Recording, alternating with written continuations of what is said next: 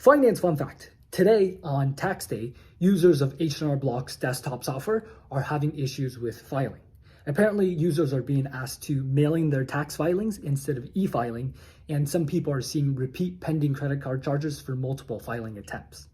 Reading this, I was reminded about how Microsoft very nearly bought Intuit 30 years ago.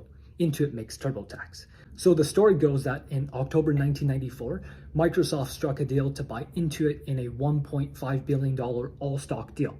At the time, Intuit's personal finance product called Quicken had more than 7 million users and 70% market share versus Microsoft Money's 22% market share.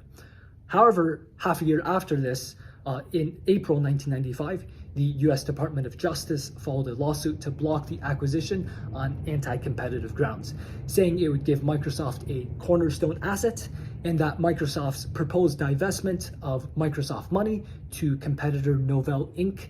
at essentially a zero purchase price was not sufficient enough. So in a somewhat uncharacteristic move, Microsoft didn't even try to fight the DOJ.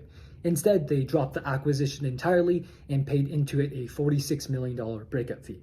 But in the aftermath, Microsoft went all out to try to dethrone Intuit by adding a ton of new partners and revamping the product's design and integrating a host of new financial planning tools.